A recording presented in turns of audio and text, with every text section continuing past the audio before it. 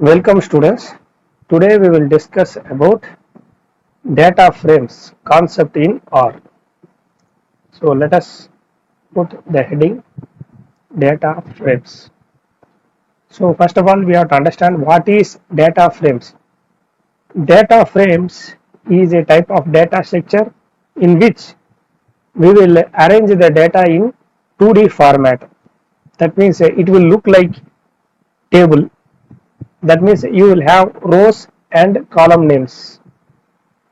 Then you may ask what is the difference between matrix and data frames. Matrix is also arrangement of data in 2D. Data frames is also arrangement of data in 2D. But the difference is in data frame you can store the data of different data types. Some data may be character strings, some are integers, some are boolean. So now we will understand how to create a data frame. So R provides a function called as data.frame. So with the help of data.frame function, you will create a data frame. Okay, let us see. So let us create a data frame data structure. Let us call a operator and then data dot frame. So let us since a data frame is visualized as a table, in table we have to define the columns. Let us say for example I want to create 3 columns. Okay, let us see. Let us create one by one. Let us suppose we are creating a table for student. Okay, so name,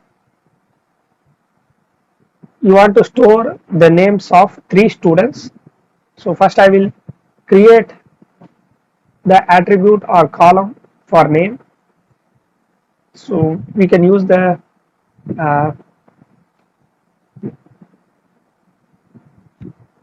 column function.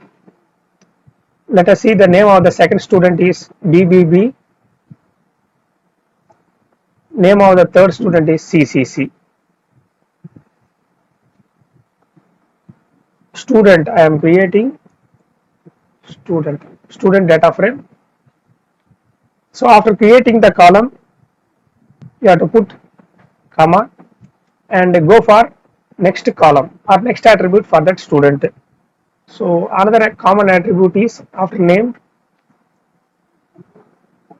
sex. This also you have to define in the form of a column vector. So male, female, just I am creating a random attributes. So let us create the 3 attributes for that student: name, sex, and you can see branch.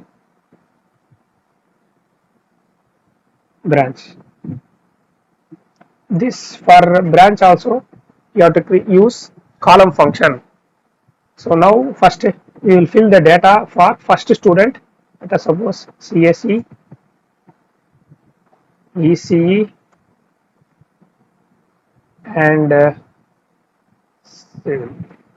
so now we created a table like data structure for student. This is one data frame in which we are having 3 attributes for that student: name, sex, and branch, and we are storing the information for 3 students. First information, second information, third information of 3 students. Okay, so let us execute it. Let us first print.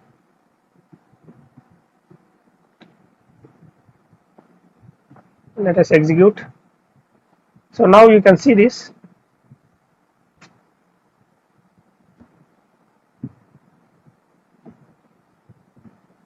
So how a table data structure is created? A table like data structure. After understanding this,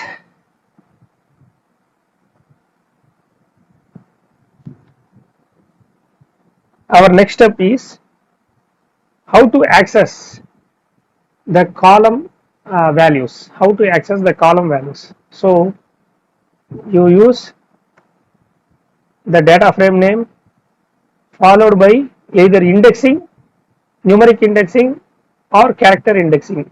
So first I will how to access data frame. So first we will see about numerical indexing. So stud, and here you have to use square bracket symbol. So let us say 1. Let us try to execute. So now you can see this clearly. You can see this. The data is displayed like this. That means the values of first attributes are displayed. So if you want to access with the help of character indexing, you have to use dollar symbol. Dollar symbol. Say for example, you want a branch attribute information, BRANCH branch information, and then you use run it. So now you can see this. You want to access a particular column values, means you can use dollar symbol or square bracket symbol for accessing. So here you can see this is the name of the data frame followed by your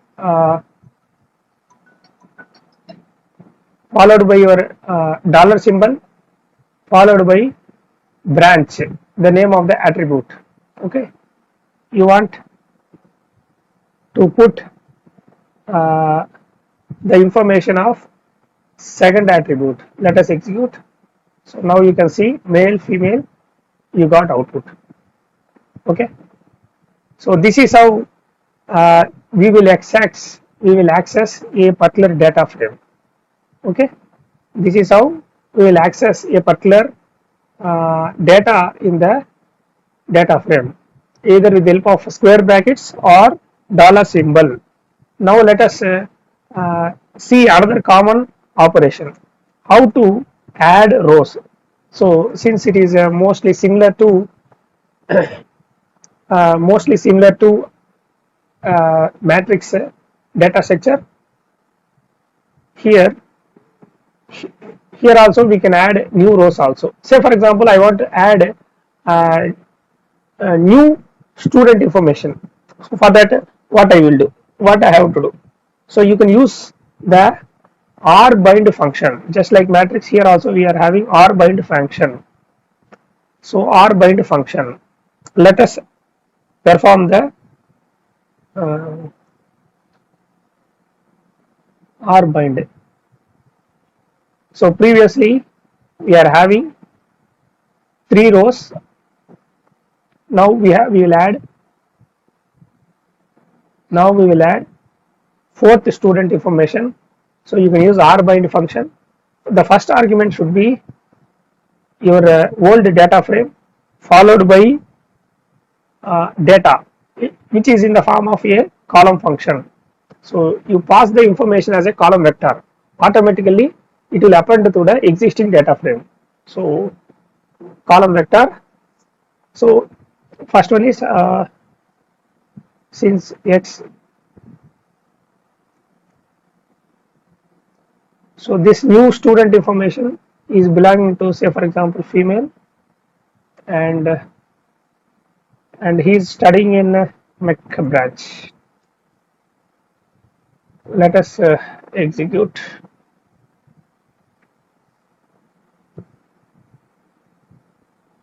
You can see new rows is added. You can see the new row corresponds to new student. Okay. Similarly, we can add columns also. For this, we can use cbind function, just like in matrix. Here also we can use cbind function. For that, we have to pass the 2 arguments. First one is old data frame, to which the column has to be added, followed by the data, which is in the form of a column vector C of So since there are 4 students are there, let us suppose the name of the column is since this is a student table, you can add roll numbers. So roll underscore roll numbers, okay, is equal to roll numbers followed by, since there are 4 rows or 4 student information, you have to pass like this 111. Let us suppose 333. So when you execute this code, so what it happens means a new column will be appended to the student table. Since the existing table is having 4 student, we have to add 4 values in this column. So let us execute. Now you can see, so roll number is appended. You can see this. Okay. So in this way, you can perform addition of new rows or addition of new columns. Now we will study about how to remove rows or columns. So just like in matrix, here also we can perform removal of existing rows or columns.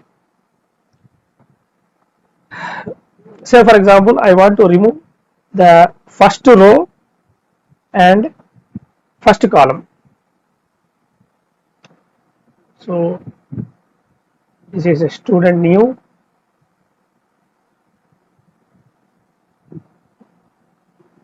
You can call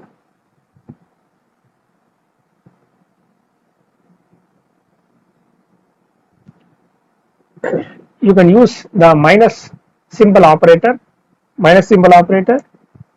and with the help of the column vector, you can specify which row you want to delete. I want to delete first row, so you can specify like this.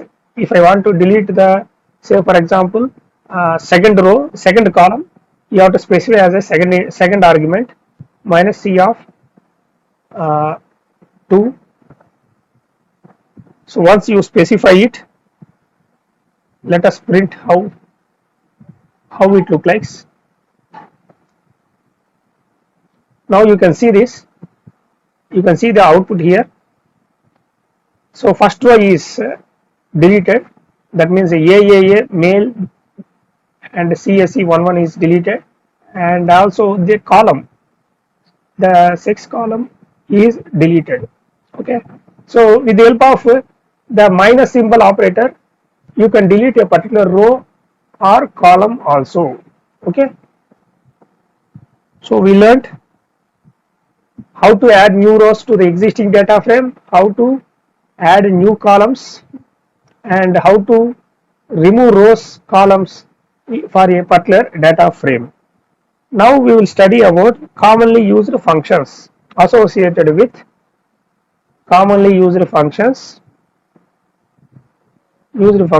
with data frame. Just like in matrix, here also we can use some standard functions. Let us see. Suppose I want to find out the dimensionality, how many rows and how many columns are there.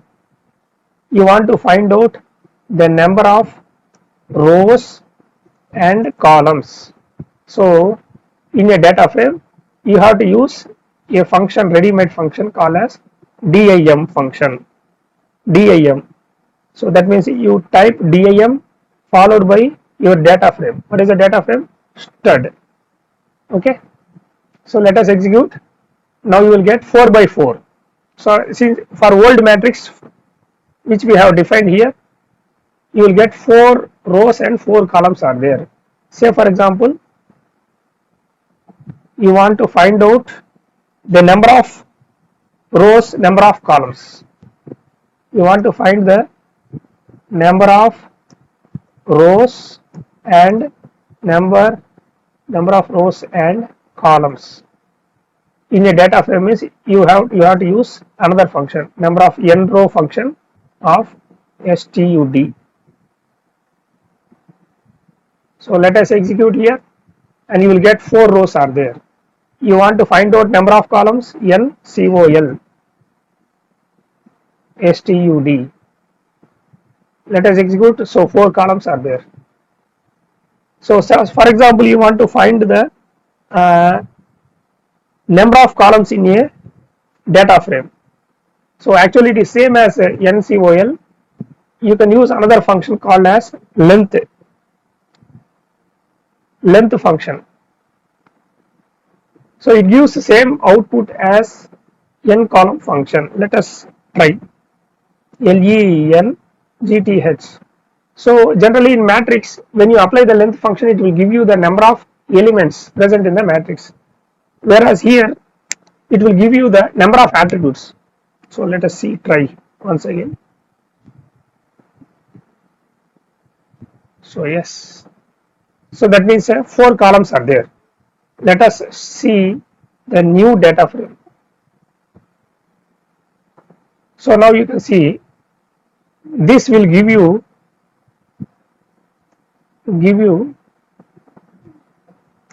the number of columns in data frame. Okay, so these are the basic functions.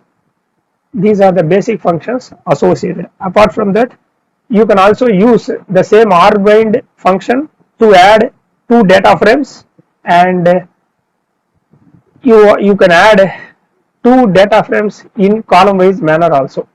So that means you can use the same rbind function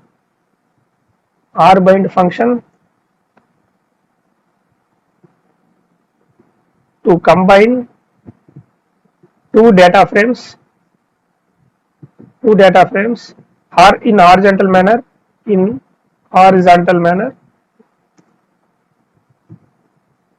You can use cbind function or to combine 2 data frames in column wise manner or vertical manner.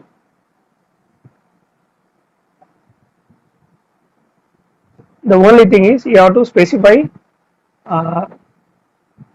2 arguments. One is you can see something like this. I want you to try it. rbind function, you have to pass data frame 1 followed by data frame 2.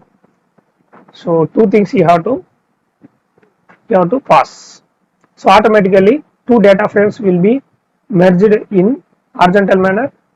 If you use cbind function, 2 data frames will be merged in column wise manner. So please try it. Thank you.